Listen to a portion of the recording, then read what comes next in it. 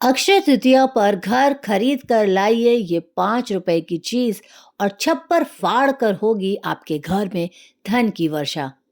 नमस्कार दोस्तों, आप सभी का स्वागत है आपके अपने चैनल धर्म और ज्ञान में। अगर ये वीडियो आपको अच्छी लगे तो वीडियो को लाइक जरूर कर देना।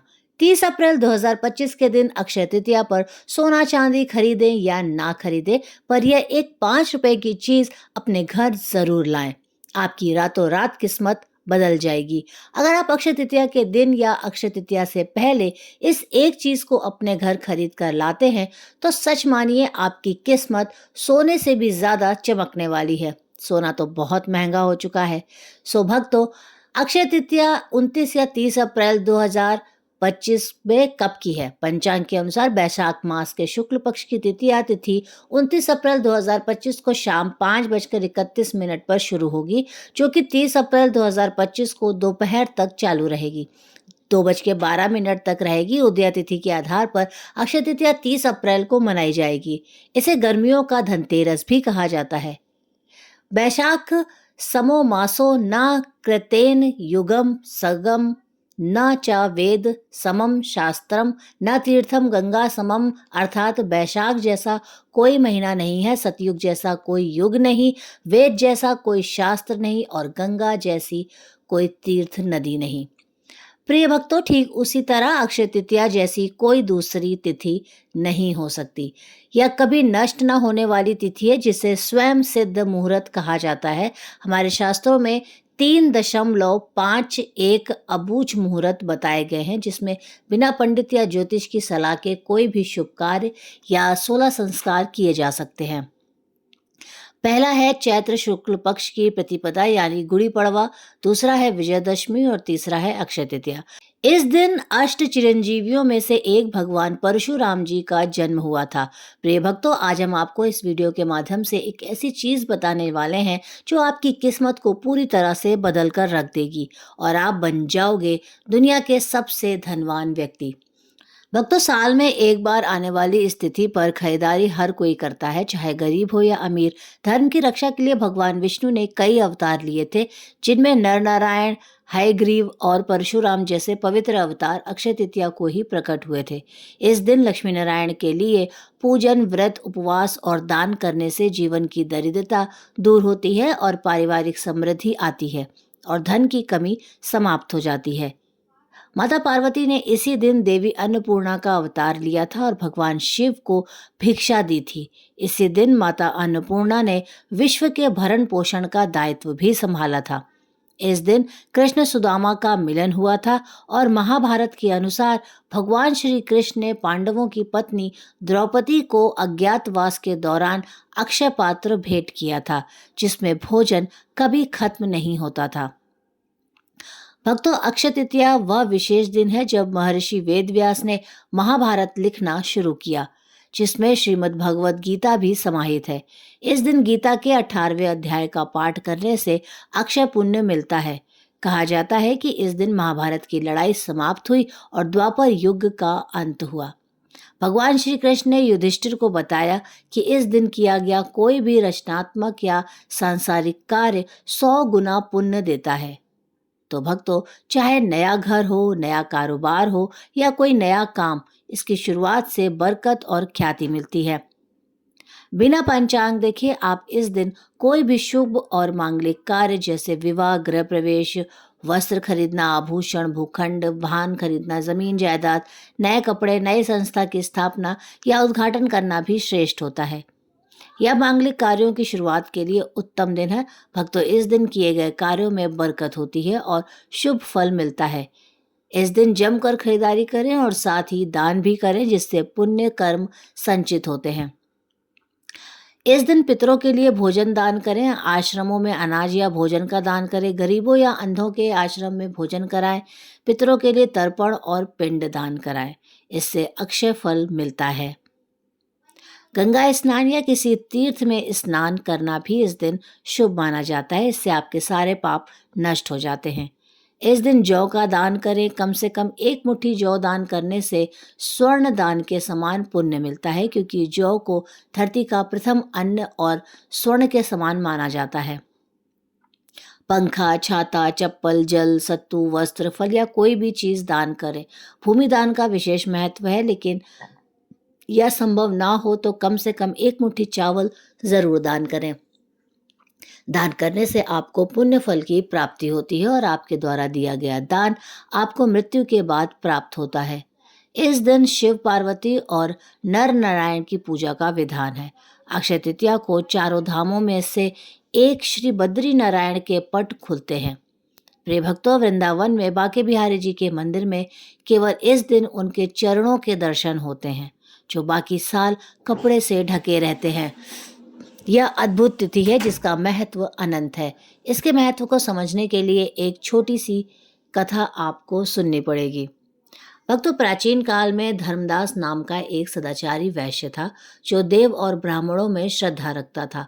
उसका परिवार बड़ा था और वह हमेशा चिंतित रहता था। उसने अक्षय तृतीया के व्रत का महत्व जाना और उसे सुना। उस दिन व्रत किया, गंगा स्नान किया, देवी देवताओं और कुल देवताओं की पूजा अर्चना की।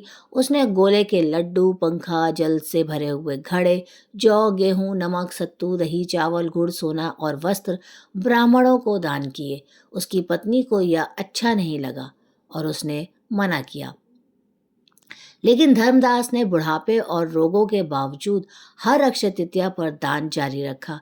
अपने दान के प्रभाव से वह अगले जन्म में कुशावती का धनी और प्रतापी राजा बना।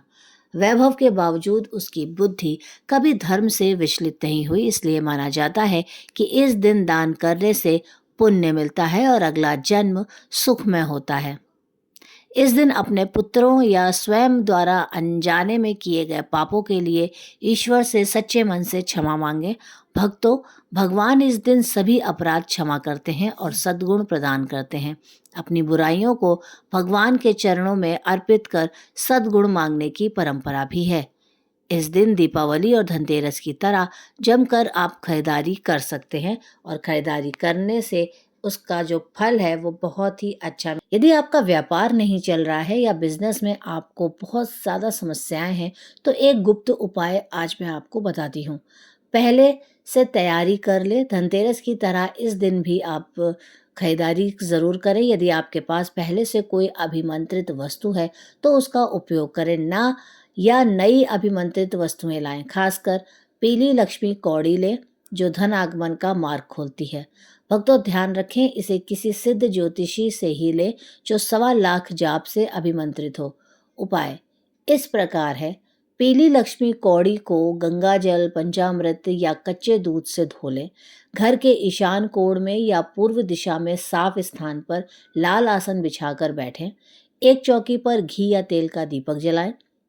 प्रिय भक्तों, यदि पीली कौड़ी ना हो तो हत्था जोड़ी, सियार सिंह की या दक्षिणावर्ती शंख या स्फटिक का श्री यंत्र या लाल चावलों पर या चांदी स्टील की कटोरी में रखें। यदि ज़मीन पर बैठना मुश्किल हो तो सोफे या टेबल पर बैठकर यह उपाय कर सकते हैं। हाथ धोकर दीपक जलाएं और ओम गम गणपतये नमः, ओम श्री गुरुवे नमः बोलकर गणेश जी और गुरु का ध्यान करें।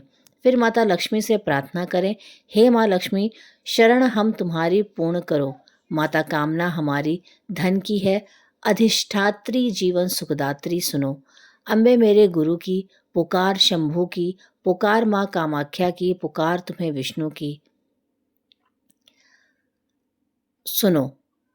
दीपदान भक्तों, 11 पीली लक्ष्मी कौड़ी को दूध की कटोरी में रखें।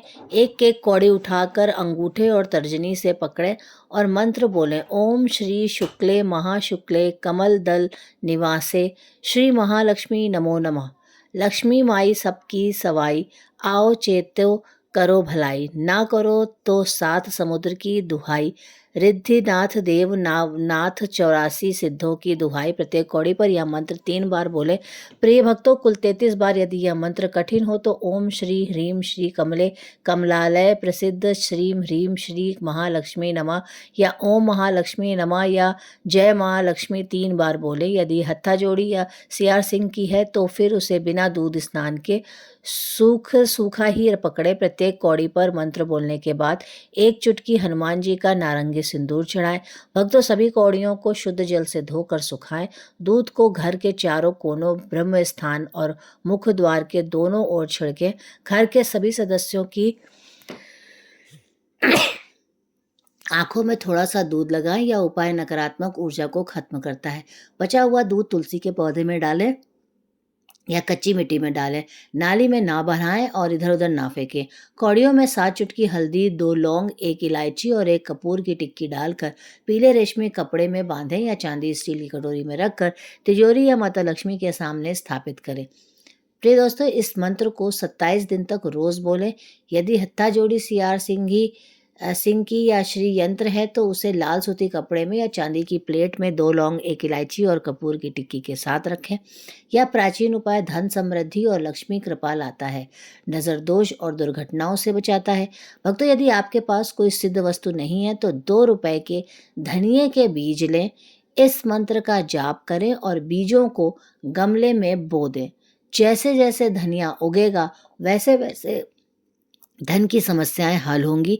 एक और छोटा सा उपाय मैं आपको बताती हूँ। यदि आपके पास स्फटिक, कमलगट्टे या काले हकीक की अभिमंत्रित माला है तो अक्षय तृतीया पर माता लक्ष्मी के सामने पदासन या सुखासन पर बैठ जाएं।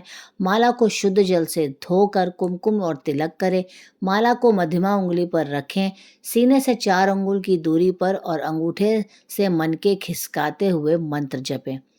ओम श्री हं क्लीं श्री सिद्ध लक्ष्मीये नमः या ए महालक्ष्मीये विद्महे विष्णु पत्यानाय च धीमहि तन्नो लक्ष्मी प्रचोदयात्। प्रिय भक्तों, इसके बाद माता लक्ष्मी के 18 पुत्रों के नाम ही एक माला में जाप करें।